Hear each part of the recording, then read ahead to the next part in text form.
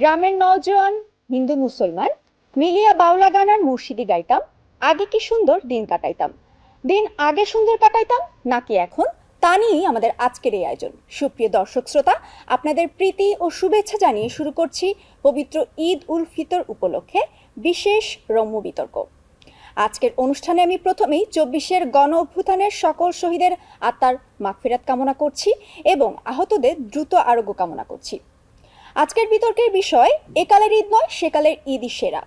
এই বিষয়ের পক্ষে এবং বিপক্ষে বিতর্ক করবেন মোট ৬ জন বিতর্কিক। প্রিয় দর্শক, এবার আপনাদেরকে পরিচয় করিয়ে দিব আমাদের আজকের বিতর্কিকদের সাথে। পক্ষে থাকছেন জাফর সাদিক, আয়েশা ফেরদৌস অন্তরা, আনোয়ার হোসেন এবং বিপক্ষে থাকছেন সাদিয়া তাসমিন লুনা, কামরুল হাসান শাহিদিন এবং সাফওয়ান রহমান। এবারে আমরা পরিচিত হব আমাদের বিজ্ঞ বিচারক প্যানেলের সাথে। আমাদের বিজ্ঞ বিচারক প্যানেলে প্রথমে রয়েছেন তাসলিমা আতিক, সহযোগী অধ্যাপক নৃবিজ্ঞান বিভাগ, জগন্নাথ বিশ্ববিদ্যালয়। আমাদের সাথে রয়েছেন ডক্টর মুশফিকুর রহমান, জ্বালানি ও খনিজ সম্পদ বিশেষজ্ঞ, এবং রয়েছেন জেসমিন প্রধান, সিনিয়র সহকারী সচিব, স্থানীয় সরকার বিভাগ। সম্মানিত বিচারকবৃন্দ, যে সব বিষয়ের উপরে বিতর্কিকদেরকে মূল্যায়ন এবং নাম্বার প্রদান করবেন তা হলো উপস্থাপনায় ৫, ভাষার ব্যবহার এবং উচ্চারণে ৫, তথ্য ও তত্ত্ব পরিবেশনায় ১০ এবং যুক্তির প্রয়োগ ও খণ্ডনে ৫। আমাদের মাঝে সভাপতি হিসেবে উপস্থিত হয়েছেন শর্মিন্দ নীলর্মী, অধ্যাপক অর্থনীতি বিভাগ, জাহাঙ্গীরনগর বিশ্ববিদ্যালয়। সভাপতিকে আসন গ্রহণের জন্য বিনীত অনুরোধ জানাচ্ছি।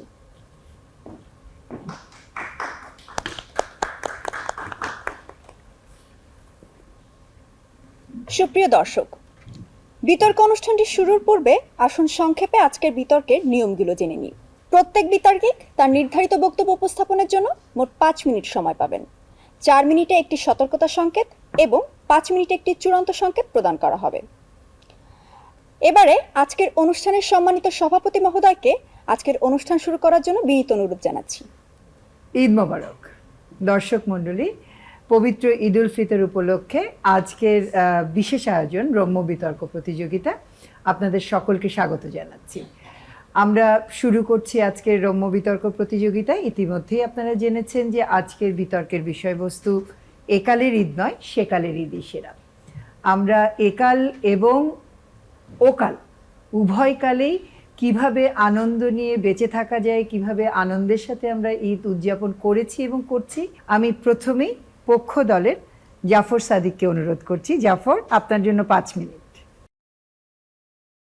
ধন্যবাদ মাননীয় সভাপতি। মাননীয় সভাপতি, আজকে যে বিষয়টি নির্ধারণ করা হয়েছে সেটি হচ্ছে একালের ঈদ নয় সেকালের ঈদই সেরা। একাল কোন কাল? এ কি কলিকাল না বলিকাল? সেটি আলাপ করার পূর্বে আমরা একটু জেনে আসি যে সেকাল বলতে আমরা আসলে কোনটাকে বোঝাচ্ছি। মাননীয় সভাপতি, সেকাল বলতে আমরা মূলত মিলেনিয়াম তথা ২০০০ সালের পূর্ববর্তী সময়কালটাকে আমরা সেকাল বলছি। এবং যেহেতু ঈদ নিয়ে আলাপ, তাই সেকালের শুরুটা আসলে কবে নাগাদ হতে পারে সেটি একটি গুরুত্বপূর্ণ বিষয়। যেহেতু ঈদ বিষয়টি একটি ধর্মীয় বিষয় এবং ঈদের উৎপত্তিটি ধর্মকেন্দ্রিক, তাই আমরা ঈদের আলাপটা শুরু করতে গেলে প্রাসঙ্গিকভাবেই মনে হতে পারে যে ঈদের আলাপটি মূলত সেই ৬০০ কিংবা ৭০০ খ্রিস্টাব্দ থেকেই শুরু হওয়া প্রয়োজন। সেটি আলাপ করা যেতেই পারে, তা নিয়ে সমস্যা নেই। কিন্তু আমরা আজকে যেহেতু আমাদের জীবদ্দশায় যে ঈদগুলো আমরা দেখেছি সেই ঈদগুলো নিয়ে আলাপ করতে চাই। সেটি কবে থেকে? সেটি ধরে নিন ১৯৮০ সাল পরবর্তী সময় থেকে, ৮০ দশক থেকে ২০০০ সাল সময়টুকুতেই আমরা আসলে ঈদের সেই সেকালটিকে ব্যাখ্যা করতে চাই। মাননীয় সভাপতি, একটু খেয়াল করে দেখবেন, যখন মদিনাবাসী দুটি উৎসব পালন করতে, একটি হচ্ছে শরতের পূর্ণিমায় নরোজ এবং আরেকটি হচ্ছে বসন্তের পূর্ণিমা মেহেরজান, সেই দুটি উৎসবের পরবর্তী সময়ে ইসলাম ধর্মের যিনি প্রবর্তক মহানবী হযরত মুহাম্মদ সাল্লাল্লাহু আলাইহি ওয়াসাল্লাম, তিনি মদিনাবাসীর জন্য দুটি উৎসবের আলাদা করে দিন নিয়ে আসেন। সেই পরিবর্তিত দিন দুটির নাম হচ্ছে ঈদ উল ফিতর এবং ঈদ উল আজহা।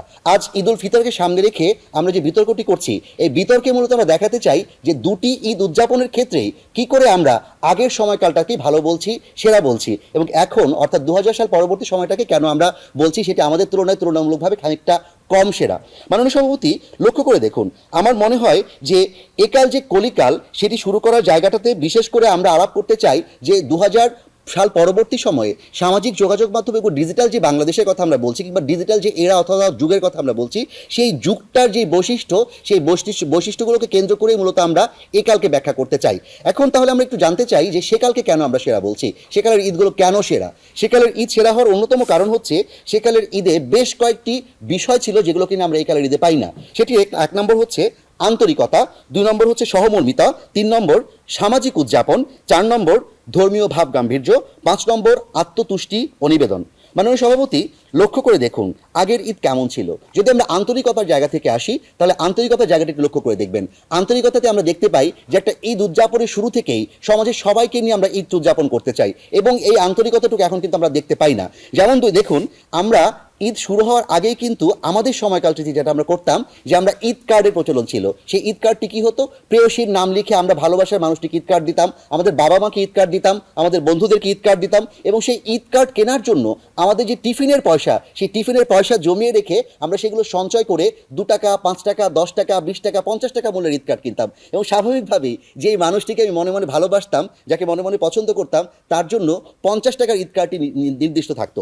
মানুষ সভাপতি, লক্ষ্য করে দেখুন সেই ঈদ কার্ডটিতে শুধু কি ঈদ কার্ড ছিল না, সেই ঈদ কার্ডটিতে প্রত্যেকটি ঈদ কার্ড ভিন্ন ভিন্ন বৈশিষ্ট্যমণ্ডিত ছিল, এবং সেই ঈদ কার্ডগুলো এমনভাবে সাজানো ছিল যে এই মানুষটিকে আমি যে ঈদ কার্ডটি দিব তিনি বুঝে নিতে পারতেন যে ঈদ কার্ডটি আমি তাকে কেন দিচ্ছি। যেমন যে মানুষটিকে কখনোই আমি মুখ ফুটে ভালোবাসার কথা বলতে পারতাম না, ঈদ উপলক্ষে আমার আন্তরিকতার জায়গা থেকে তাকে আমি ঈদ কার্ডটি দিতে পারতাম, এবং সেই ঈদ কার্ডের মাধ্যমে আমাদের দুজনের দূরত্ব কমে আসার সুযোগ তৈরি হতো।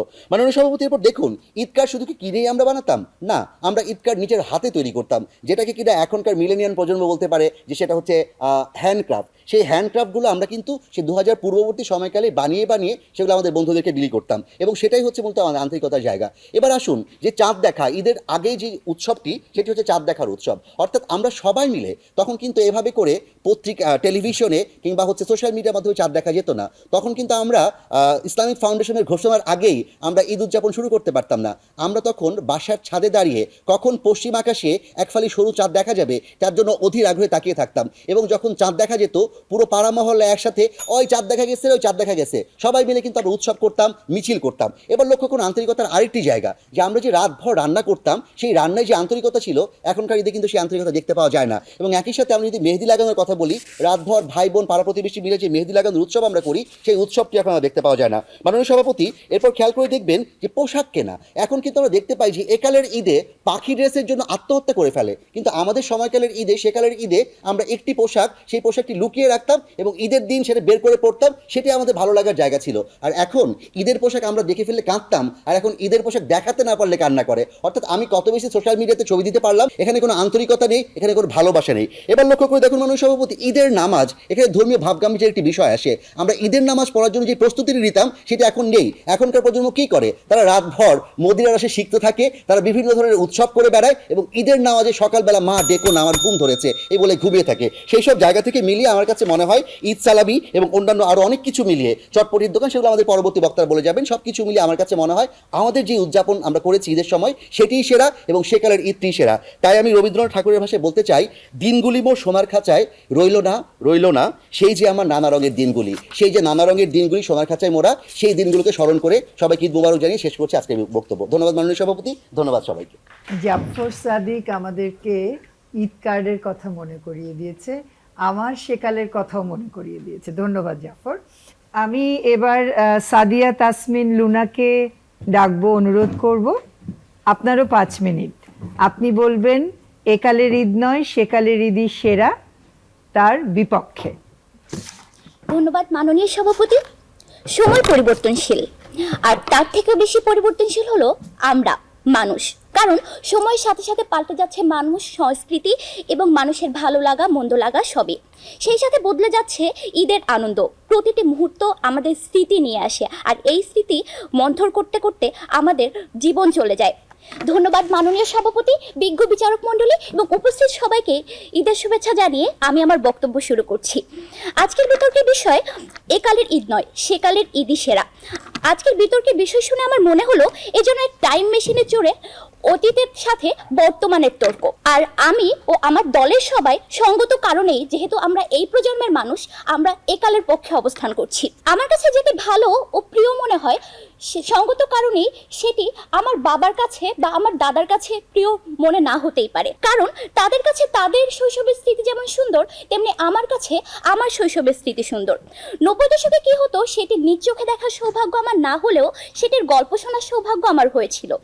প্রথমেই ঈদের আনন্দ মাটি করতে যেটি আসতো সেটি হচ্ছে যোগাযোগের সীমাবদ্ধতা ও পরিবহনের নানান রকমের সমস্যা। চাকরির সুবাদে আমার বাবা থাকতেন পাবনায়, কিন্তু আমার নিজের বাড়ি বাগেরহাটে, একটি উত্তরবঙ্গ আর একটি দক্ষিণবঙ্গ। আমার দাদা আমার বাবাকে ঈদের শুভেচ্ছা জানিয়ে চিঠি লিখতেন। 6 মাস আগে ঈদের শুভেচ্ছা জানিয়ে তিনি চিঠিতে লিখতেন, বাবা তোমাকে ঈদের শুভেচ্ছা জানাই 6 মাস পরের। এখন আপনি ভাবুন, যদি 6 মাস পরের ঈদের শুভেচ্ছা আপনি এমনও হতো যে 1 বছর পরে পেতেন, তখন আপনার কেমন লাগতো? মাননীয় সভাপতি, একালে আমরা প্রিয়জনদের চাইলেই ভিডিও কলে কল দিয়ে বলতে পারি যে বাবা দেখো তোমার কথা মনে করছি আর সেমাই খাচ্ছি। ওই অনুভূতিটা অন্তত আমরা নিতে পারি, যেটা আমাদের আগের যুগে ছিল না। আমার ছেলে, আমার ভাই, আমার বাবা যাতায়াতের সুব্যবস্থা না থাকার কারণে আমার কাছে আসতে পারেনি। এই অনুভূতিটা এখন আর নেই আগের মতো। যেহেতু আমি দক্ষিণবঙ্গের মানুষ, তাই 90 দশকে না জন্মেও এই সমস্যাটা কিঞ্চিত উপলব্ধি করার সুযোগ আমার হয়েছিল। আমার একমাত্র বড় ভাই আমার থেকে প্রায় 17 বছরের বড়। আমার বয়স তখন বছর 5 হবে। তখন ভাইয়া থাকতেন ঢাকায় আর আমি গ্রামে। ভাইয়া তার টিউশনির টাকা জমিয়ে আমার জন্য পরীর মতো সাদা একটা জামা কিনলেন। আমি তো শুনেই মহা খুশি, যেহেতু তখন যোগাযোগ ব্যবস্থা একটু উন্নত হয়েছিল, তখন মোবাইল ফোন ছিল। আমি ফোনেই শুনতে পেরেছি যে আমার জন্য ভাইয়া পরীর মতো জামা নিয়ে আসবে। কিন্তু দুঃখের বিষয়, ভাইয়া ঈদের আগের দিনে রওনা হয়েও ঈদের দিনে তো পৌঁছালোই না, ঈদের পরের দিনেও না। এর জন্য আমার পরিবারের ঈদ বন্ধ হয়ে গেল, আর ভাইয়ার ফোনটা তো বন্ধই ছিল। মাননীয় সভাপতি, এটা যদি হয় আমাদের 20 শতাব্দীর শুরুর দিকের কথা, তাহলে 90 দশকে কি হতো আপনারা অবশ্যই আন্দাজ করতে পারছেন। কিন্তু এখন অনলাইনে জামার মেলা, আমরা চাইলেই আমাদের পছন্দ মতো জামা কিনে নিতে পারি। আগে ঈদ উপলক্ষে শুধু ঐতিহ্যবাহী পোশাক পরা হতো, যেখানে এখন ফ্যাশনে এসেছে বৈচিত্র্য। গেল যোগাযোগ আর কেনাকাটার বিষয়। এবার বলি বিশ্বায়নের জন্য কি কি সুবিধা হয়েছে। সেকালে ঈদ ছিল শুধুমাত্র স্থানীয় উৎসব, কিন্তু এখন নানান দেশের নানা সংস্কৃতির সংমিশ্রণে এমন হয়েছে যে ব্যাপারটা যে আমরা চাইলেই যে কোনো দেশের যে কোনো সংস্কৃতিকে অনুসরণ করতে পারি। সেকালে ঈদ উপলক্ষে দেশের বাইরে ঘুরতে যাওয়া ছিল অনেকটা স্বপ্নের মতো, কিন্তু আমরা চাইলেই এখন বিমানের টিকিট কেটে আমরা দেশের বাইরে পাড়ি জমাতে পারি। সেকালের ঈদ আনন্দ ছিল মূলত পারিবারিক, সামাজিক, আর এখন সামাজিক সংগঠনের মাধ্যমে দুস্থ অসহায় মানুষের পাশে দাঁড়ানোর সুযোগ হয়েছে, যেই সুযোগ আগে ছিল না। এখন কারো কাছে ঈদ মানে শুধু ঈদগাহ গিয়ে নামাজ পড়া আর কোলাকুলি করে এসে বাসায় বসে চিন্তা করা যে অমুকের ঈদের জামাটা সুন্দর, আমারটা সুন্দর নয়। তখন মায়েরা নিজের হাতে রান্না করতেন। এই যে দেখেন, মায়েরা নিজের হাতে রান্না করতেন, তারা যে রাতের পর রাত রান্না করতেন, ঈদের আগে 2-3 দিন ধরে রান্না করতেন, তাদের কি আসলে ঈদ বলে কিছু ছিল না?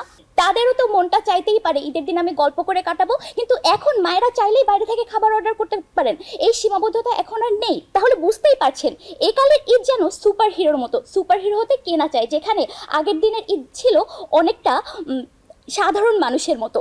আসলে সময় বদলেছে, আর সেই সাথে বদলেছে ঈদের আনন্দ। তাই সেকালের ঈদ আর একালের ঈদ দুইয়েরই নিজস্ব সৌন্দর্য রয়েছে। তথ্য প্রযুক্তির এই যুগে এসে একালের মানুষের যেমন লাটিম খেলা থেকে ভিডিও গেম ভালো লাগবে, সেটি স্বাভাবিক। তাই আমি মনে করি কালের প্রেক্ষাপট বিবেচনায় একালের ঈদই সেরা। ধন্যবাদ সাদিয়া তাসমিন। পক্ষের দ্বিতীয় বক্তা আয়েশা ফেরদৌস অন্তরা আমাদের অনেক প্রশ্নের উত্তর দেবেন। আপনার জন্য 5 মিনিট। ধন্যবাদ মাননীয় সভাপতি, আমাকে আজকে বিতর্কে ফ্লোর প্রদান করার জন্য।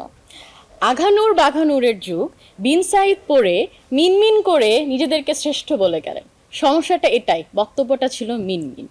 আজকে যে ডিজাইনার জামা পরে উনি আজকে ঈদ করেন প্রত্যেকবার, তারা কি জানেন এই ডিজাইনার আপারা আসলে আমাদের সেই যুগের গজ কাপড় দিয়ে নিজে হাতে সেলাই করে সেই যুগে এসে আজকে এসে তারা ডিজাইনার হয়েছে।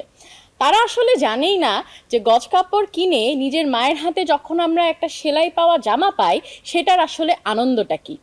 আপা খুব সুন্দর করে বলে গেলেন যে পরিবহনের অসুবিধার জন্য তার ভাই ঈদ করতে পারলেন না। ট্রেনের ছাদে দাঁড়িয়েও যখন আজকে কেউ ঈদের দিন দেশের বাড়িতে ঈদ করতে পারে না, সেই যানজটের কারণ আসলে আমাদের জেনারেশন নাকি তাদের জেনারেশন, এটাই তিনি ভুলে গেলেন। তিনি বললেন ফেসবুকে আমরা হচ্ছে এখন ঈদের শুভেচ্ছা দিতে পারি। আসলে এই ফেসবুকের কপি পেস্ট করে ঈদের শুভেচ্ছা দেওয়ার যুগ, এটাই জানে না গ্রামের বাড়িতে গিয়ে বাবা মাকে সালাম করে, দাদা দাদিকে একসাথে পেয়ে, কাজিনদের সাথে একসাথে মিলিত হয়ে সেই ঈদের আনন্দটা কি। তাদের কাছে ঈদের আনন্দ ফেসবুকে কপি পেস্ট করে বলে দিলাম ঈদ মোবারক সবাইকে। তারপর আসি, তারা এখানে আমাদেরকে বলে গেলেন ঈদের রান্না ভাবা অনেক কষ্ট, এজন্য আমরা অনলাইনেই অর্ডার দিয়ে দেই। আসলে যে যুগ পোলাও রোস্ট রান্নাই করতে জানে না, তাদের তো আসলে অনলাইনে অর্ডার দেওয়া ছাড়া আর কোনো উপায়ও থাকবে না। বাবা, আমাদের যুগে আমরা মাদেরকে নিয়ে পোলাও রোস্ট রান্না করতাম, ফিন্নি রান্না করতাম। মা বলতো আমি রোস্ট রান্না করব, তুই পোলাও রান্না কর। এজন্য আজকাল আমাদের যুগে আমাদের বাড়িতে আমরা অনলাইনে অর্ডার করি না, কারণ আমাদের মারা আমাদের জেনারেশনকে শিখিয়ে গেছে যে রান্না কিভাবে করতে হয়। পরবর্তীতে তিনি আমাদেরকে এসে আরো অনেক কথা বলে গেলেন। আচ্ছা, এই যে ঈদের সালামিটা, আচ্ছা আমাকে বলেন তো, আপনারা কি সেই আগের মতো আমরা যেমন বড় ভাইকে বলতাম ভাইয়া না 100 টাকা না 500 টাকা দিতেই হবে, 500 টাকা ছাড়া কিন্তু ভাইয়া তোমার পা আমি ছাড়বো না, এই আর্গুমেন্টটা কি আপনারা করতে পারেন? সেটা তো পারেন না। ভাইয়া 10 টাকা দিয়ে বলে ঈদের সালামি যাই, তা নিয়ে খুশি থাক। তারপরে আসুন, আমরা আজকে যেটা নিয়ে কথা বলবো সেটা হচ্ছে যে ঈদে কিভাবে আমাদের সামাজিক উদযাপনটা অনেক বড় ছিল। বাবা, আমাদের দিকে এত বেশি শো অফ ছিল না। আমাদের ক্ষেত্রে এটা ছিল না যে এবার ঈদে আমি কয়টা জামা কিনবো। আমাদের ক্ষেত্রে যেটা ছিল, ঈদের জামা আমি ঈদের দিন ছাড়া আমি দেখাবো না। আর এখনকার যুগ, বাবা আমি কিন্তু আজকে আঘানুর কিনেছি, কালকে আমি পরবো সানা সাফিনাজ। আমাদের কাছে সানা সাফিনাজ, আঘানুর সবই ছিল আমাদের মা, আমাদের বোনরা। আমাদের মা বোনদের উপরে কোনো ডিজাইনার আমাদের যুগে ছিল না। তারপরে আসুন, এরা বলেছে আমাদেরকে যে ঈদে যানবাহন খুবই কষ্ট। আচ্ছা, আমি বুঝি না এই যে জেনারেশনটা আছে ঈদের দাওয়াতে না যেয়ে কিভাবে আসলে ঈদ উদযাপন করে। তাদের জন্য ঈদ মানে হচ্ছে ঈদের দিন রাত্রেবেলায় মুভ অ্যান্ড পিকে যে আইসক্রিম খাওয়া, রাত্রেবেলায় কোনো বড় রেস্টুরেন্টে যেয়ে ডিনার করা।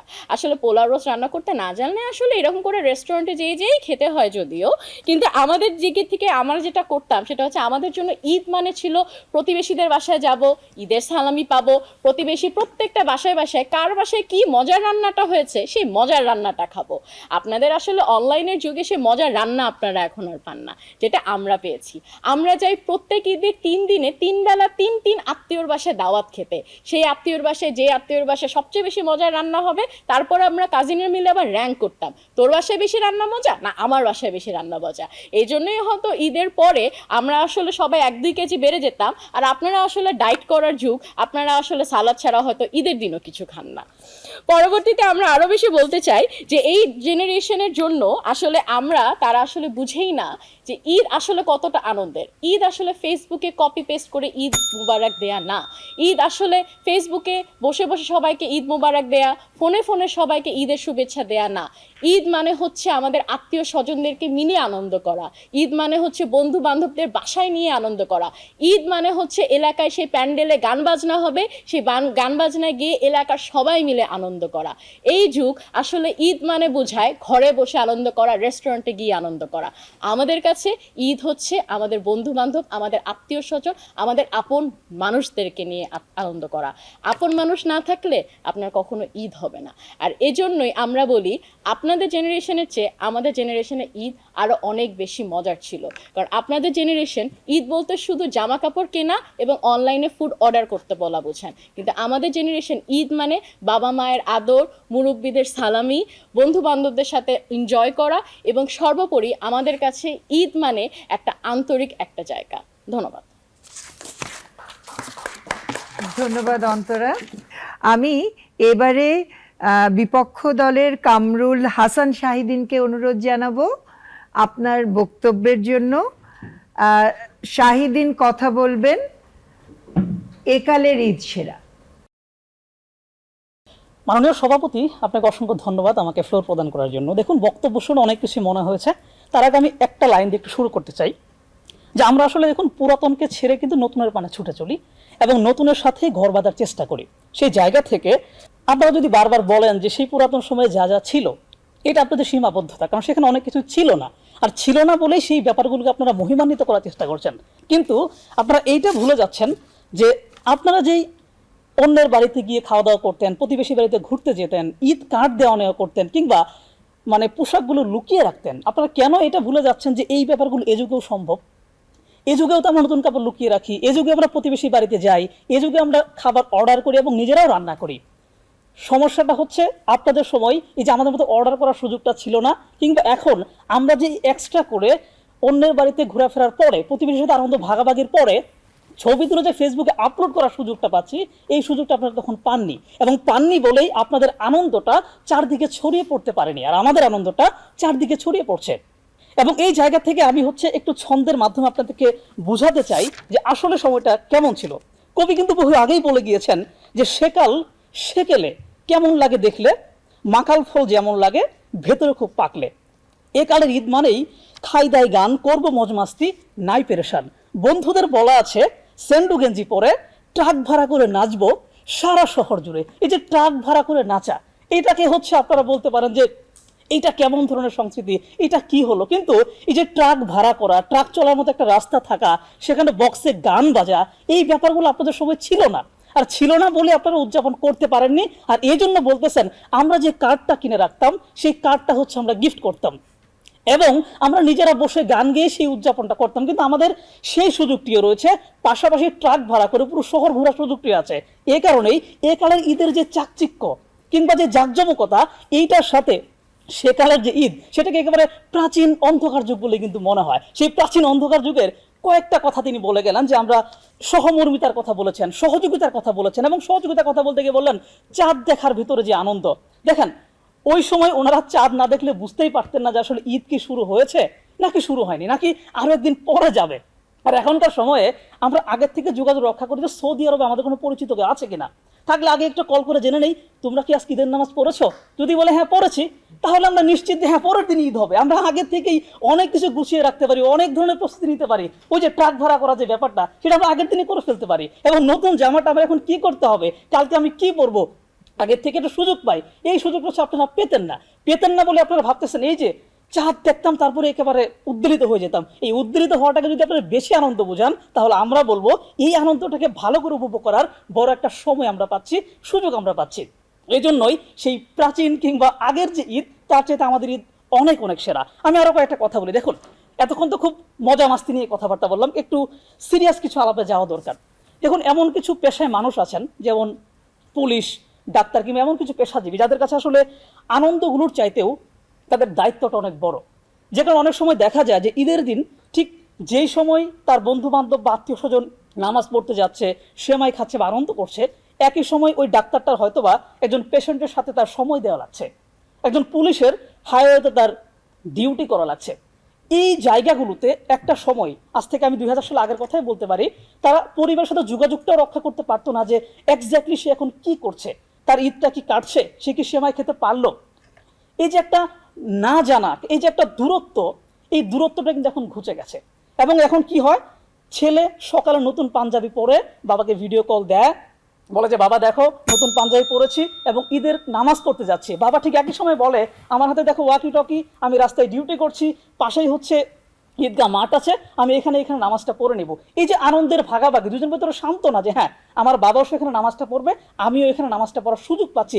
এই যে আনন্দের ভাগাভাগিটা, এই ভাগাভাগিটা 90-র দশকে কোনো কল্পনাই করা যেত না।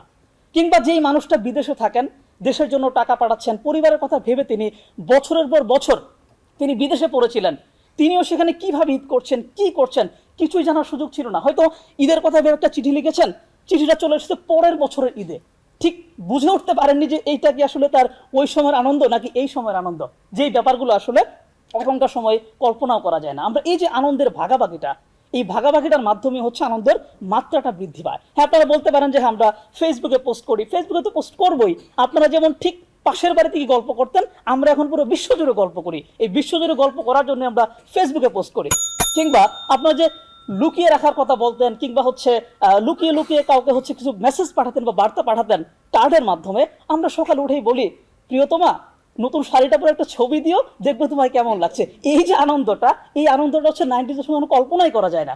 এই জন্য সবকিছু বলে মনে হচ্ছে আরেকটা লাইন আমাকে বলতেই হয়, সেই লাইনটা শুনলে হয়তো আপনারা আরেকটু খুশি হতে পারেন। ছন্দে ছন্দে আমি একটু বলার চেষ্টা করছি যে আকাশের চাঁদ হাতে মেহেদির শৈল্পিক কারুকার্য কিংবা বাহারি রকমের খাবার ফেসবুকে পোস্ট দিতে হবে সবার আগে সবার।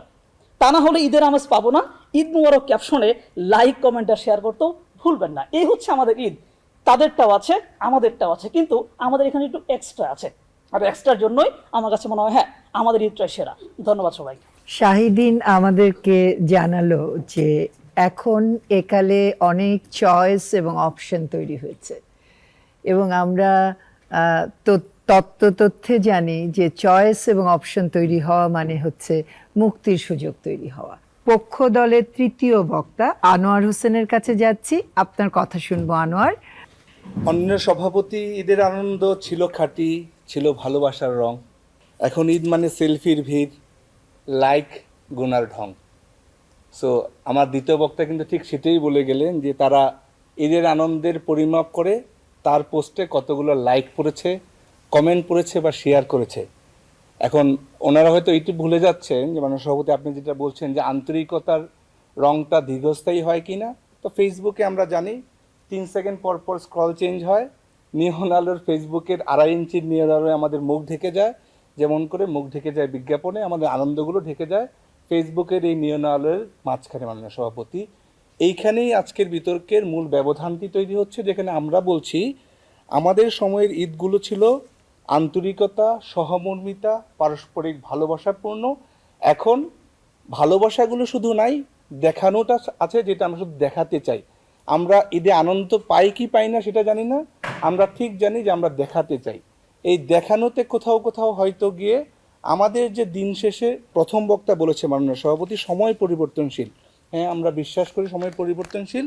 পৃথিবীর সময়ের পরিবর্তনের সাথে এআই এসছে, ডিজিটালাইজেশন এসছে, পৃথিবীতে অনেক নতুন নতুন মেশিন লার্নিং এসছে, কিন্তু পৃথিবীর সব কিছুর পরে এটুকু বলে নিচ্ছে যে মানুষের সাথে মানুষের যে সম্পর্ক, ভালোবাসা এবং সহমর্মিতার যে আবেশ, কোনো মেশিন, সময় বা টেকনোলজি আমাদেরকে এইটার পরিবর্তন করতে পারবে না মাননীয় সভাপতি। এইটাই বাস্তবতা।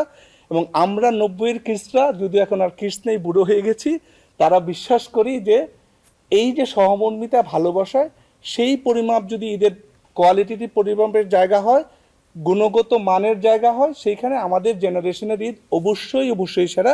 আমরা কিন্তু তাদেরটাকে ভালো মানে কম ভালো বলছি, খারাপ সেটা বলছি না মাননীয় সভাপতি। মাননীয় সভাপতি, আমরা বলছিলাম যে আমাদের ঈদের আরেকটা বড় উপলক্ষ ছিল যে ঈদগুলো আমাদের সামাজিক যে কার্যক্রম, সামাজিক যে বিকাশ সেটি হতো। আপনি নিশ্চয়ই মনে আছে 90-এর সময় যখন ঈদগুলো হতো, ঈদের আগে ধরে প্রত্যেক পাড়া মহল্লায় নাটক হতো, সেই নাটকের প্রস্তুতি চলতো একটা দীর্ঘ সময় ধরে। সেখানে পাড়া মহল্লার জুনিয়র, সিনিয়র, মুরব্বীদের মধ্যে একটা পারস্পরিক সম্পর্ক তৈরি হতো, যে সম্পর্কগুলো ঈদ পরবর্তীতে সেই সমাজে পারস্পরিক শ্রদ্ধা, ভালোবাসা এবং সম্পর্কের জায়গাগুলো অনেক বেশি দৃঢ় করতো মাননীয় সভাপতি। সেইগুলো কিন্তু আজকে তাদের ট্রাকের উপর দাঁড়িয়ে দাঁড়িয়ে একদিনের যে হাঁটাহাঁটি, সেগুলো শেষ হয়ে গেছে। এবং সেইখানে গান বাজছে কোনগুলো মাননীয় সভাপতি? অন্য দেশের গান, অন্য দেশের সংস্কৃতি, যেখানে শুধুমাত্র শুনতেই ভয়াবহ না, চিন্তা করার জন্য ভয়াবহ মাননীয় সভাপতি। মাননীয় সভাপতি, এইখানটাই হচ্ছে আমাদের আপত্তি।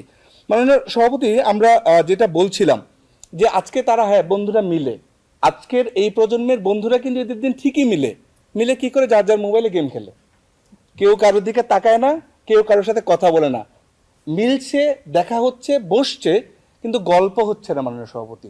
গল্পগুলো আবারও সেই 2.5 ইঞ্চির মোবাইলে চলে যাচ্ছে এবং সেইখানে তাদের জীবন সীমাবদ্ধ হয়ে যাচ্ছে।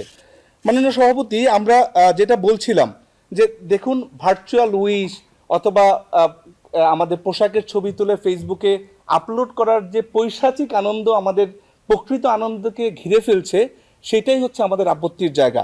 আমাদের আগের সময়কে ডিফাইন করতে গিয়ে, ব্যাখ্যা করতে গিয়ে আমাদের বিপক্ষের প্রথম বক্তা বলেছেন যে তার দাদা তার বাবাকে কয়েক বছর আগে চিঠি লিখেছিলেন, তার ছোটকালে 6 মাস লেগেছিল চিঠি পৌঁছাতে। আমার মনে হয় যে আমরা আকবরের আমলের কোনো একটা গল্প শুনছি মাননীয় সভাপতি। 6 মাস লাগলে ওই আজকে থেকে 200 বছর আগে 6 মাসে একবার ঈদ করে মক্কা শরীফ থেকে আবার দেশে হেঁটে হেঁটে মানুষ চলে আসতে পারতো। আমরা অত পিছনের গল্প করছি না, আমরা আমাদের সময়ে বাস করছি, যে সময়টায় মানুষের প্রযুক্তি এসছিল মানুষের জীবনে, কিন্তু প্রযুক্তি মানুষের জীবনকে কেড়ে নিতে পারেনি। জীবন ছিল প্রযুক্তিকে সহযোগিতা করবার জন্য, ফেসবুকের জন্য মানুষের জীবন ছিল না, জীবনের জন্য হয়তো প্রযুক্তি ছিল।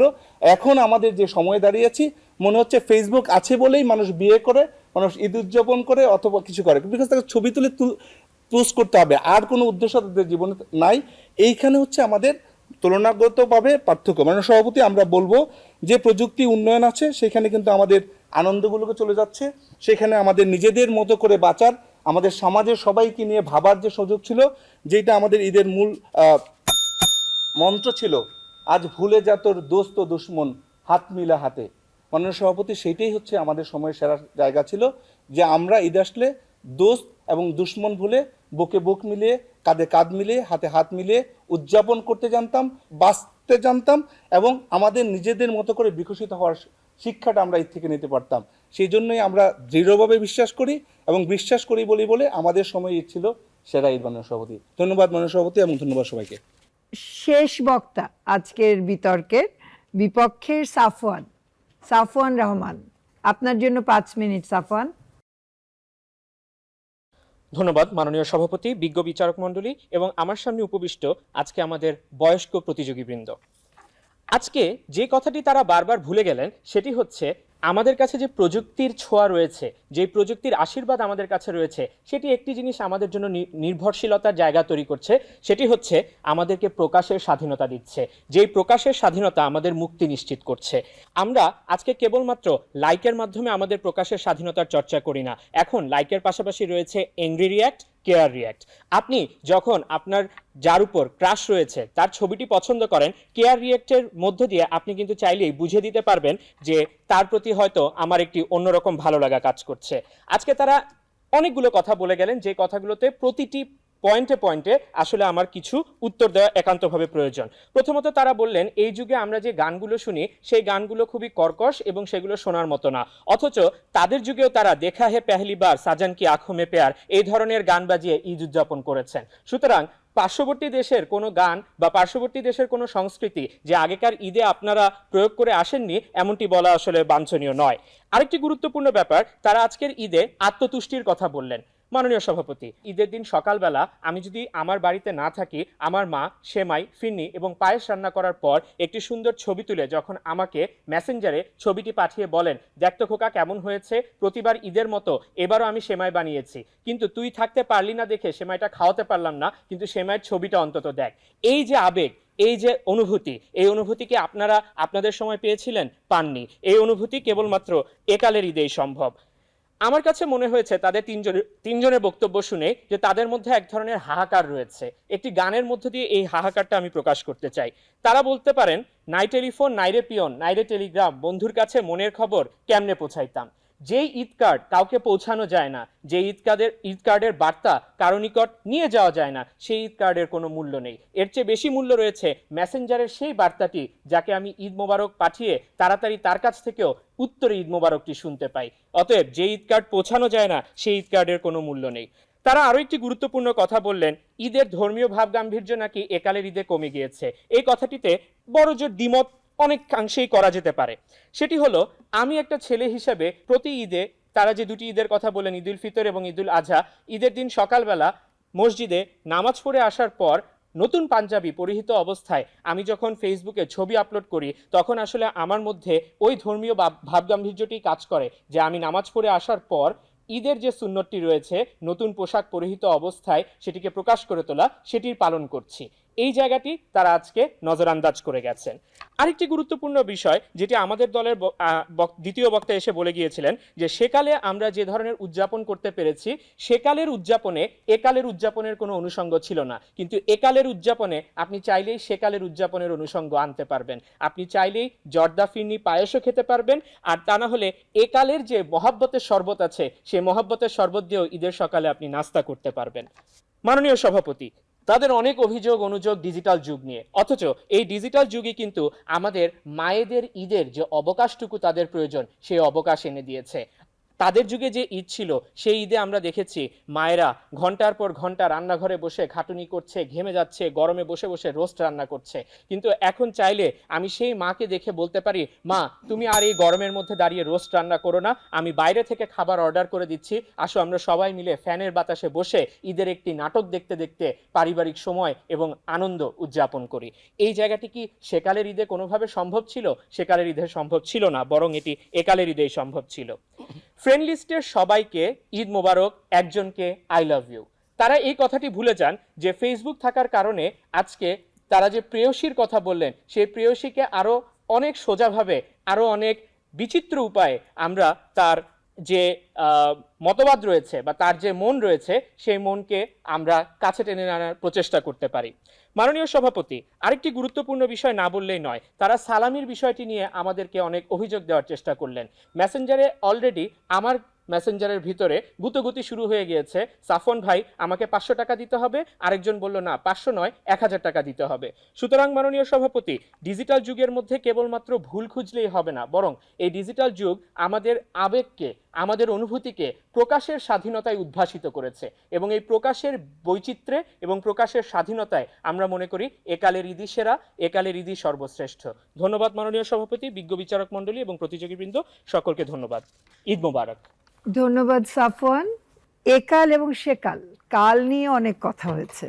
পক্ষ দল সেকালের পক্ষে যারা বলেছেন নিজেদেরকে বয়োবৃদ্ধ বয়স্ক ভেবেছেন, আর একালে যারা বলেছেন তারা একালের সারথি বলে নিজেদেরকে উপস্থাপন করেছেন। আমরা সহ বিচারক মণ্ডলী সম্মানিত যারা রয়েছেন, আপনারা সকলে যারা রয়েছেন, সকলকে তো একালেই দেখি। আমরা সকলেই একালের মানুষ। কাল হচ্ছে আমাদের একালে, সেকালটা কারো জন্য 50-55 বছর আগের, কারো জন্য 20 বছর আগের, কারো জন্য 30 বছর আগের। ফলে আমাদের প্রত্যেকেরই একালে যেমন আমরা বাঁচি, ঠিক তেমনিভাবে আমাদের প্রত্যেকেরই একটা সেকাল রয়েছে। আজকে আমরা একাল এবং সেকাল মিলিয়ে এই মানুষগুলো আগামীর জন্য কিভাবে পথ রচনা করব। ফলে সেটা খুব গুরুত্বপূর্ণ। ঈদের দিন হাসি ঠাট্টা করে আনন্দে কাটাবারই দিন, কিন্তু সাথে সাথে ঈদের যে অন্তর্ভুক্তি, ঈদের যে ভাবগাম্ভীর্য, ঈদের যে সকলকে নিয়ে আমাদের ঈদ করবার যে তাড়না, যে প্রেরণা আমরা আদি অনন্তকাল থেকে ধর্মীয়ভাবে সামাজিকভাবে পেয়ে আসছি, সেই জায়গা থেকে বিচ্যুত হওয়া কিছুতেই চলবে না। এবং যখনই বিচ্যুতি ঘটবে তখনই নিরানন্দ থাকবে। যখনই আমরা সকলকে নিয়ে আনন্দে থাকতে পারবো তখনই আমাদের আনন্দ পূর্ণতা পাবে। দর্শক মণ্ডলী, এতক্ষণ আপনাদের হয়ে যে সম্মানিত বিচারক মণ্ডলী কঠিন কাজটা করেছেন বিচার কাজের, ওনাদের মধ্যে থেকে সম্মানিত ডক্টর মুশফিকুর রহমানকে অনুরোধ জানাচ্ছি কিছু বলবার জন্য।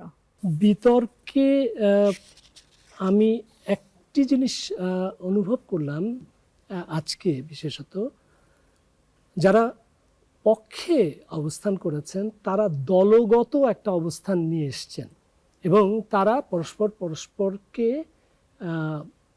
একজন আরেকজনের বলে যাওয়া কথার পরের অংশটুকু বলার চেষ্টা করেছেন, অর্থাৎ তারা একটা দলগত উপস্থাপনায় এসছেন, যেটার খানিকটা ঘাটতি আমাদের মনে হয়েছে। যারা বিপক্ষে ছিলেন তারা অনেকটাই ব্যক্তি হিসেবে বক্তব্য দিতে এসছেন, যেটা দলগত ঘাটতিটা খানিকটা হলেও চোখে পড়েছে। এবং সম্ভবত এই জায়গাতেই দুটো প্রজন্ম যে তারা উপস্থাপন করছেন সেই জায়গাটার প্রতিফলনও খানিকটা হলেও কাকতালীয়ভাবেই বলতে পারেন ঘটে গেছে। অর্থাৎ বর্তমান প্রজন্ম অনেক বেশি ব্যক্তি এবং তার যে ব্যবহার্য প্রযুক্তি সেটা কেন্দ্রিক, সে কারণে কিছুটা নিজের মধ্যেই আবদ্ধ, যেটা কিনা পূর্ববর্তী প্রজন্ম তাদের সময়ের কথা তারা যেভাবে বলেছেন সেরকমভাবে তারা দলবদ্ধ এবং সেই দলবদ্ধ যে অবস্থান সেটা দলগতভাবে উপস্থাপন করার চেষ্টা করেছেন। আমরা যেন প্রযুক্তির মধ্যে নিজেরা দাসত্ব বরণ না করি, আমরা যেন মানবিকতার যে আবেদন সেটাকে ভুলে না যাই, বরং সেটাকে আরও বিকশিত করি। সেটাই হবে ঈদ উদযাপনের প্রকৃত আনন্দ। ধন্যবাদ ডক্টর মুশফিকুর রহমান। আমার মনে হয় যে ফলাফল তৈরি রয়েছে, আমি উভয় দলকে অভিনন্দন জানাচ্ছি। তবে যেহেতু এক দল বিজয়ী হয়েছেন, আমার বলতে হচ্ছে যে সেকাল বিজয়ী হয়েছে এবং আমি পক্ষ দলকে অভিনন্দন জানাচ্ছি। সাথে সাথে আপনাদেরকেও একালের যে যারা সারথি রয়েছেন আপনাদেরকেও অভিনন্দন জানাচ্ছি। পক্ষ দলের আয়েশা ফেরদৌস অন্তরা, অভিনন্দন আপনাকে, শ্রেষ্ঠ বক্তা হয়েছেন। দর্শক মণ্ডলী, সকল আনন্দের মধ্যে আমরা এবারে যেন ভুলে না যাই জুলাইয়ের গণ অভ্যুত্থানে যে সকল পরিবার তাদের স্বজন হারিয়েছেন, যে সকল আহত যোদ্ধারা এখনও সুস্থ হয়ে উঠতে পারেননি, তাদের যে আকাঙ্ক্ষা, সেই আকাঙ্ক্ষা, তাদের যে বেদনার গভীরতা, সেই জায়গাটা যেন আমরা ভুলে না যাই। আমাদের দায়িত্ব, কর্তব্য, আমাদের অন্তর্ভুক্তিমূলক সমাজ কায়েমের যে স্বপ্ন, সেটা সমেতই আজকের বিতর্ক শেষ করব। মনে রাখতে হবে আমাদের সকল কাজ আমাদের উত্তর প্রজন্মের জন্য এবং সকলকে সুন্দর পৃথিবী, আনন্দময় পৃথিবী উপহার দেওয়ার জন্য। ঈদ মোবারক। ধন্যবাদ সকলকে।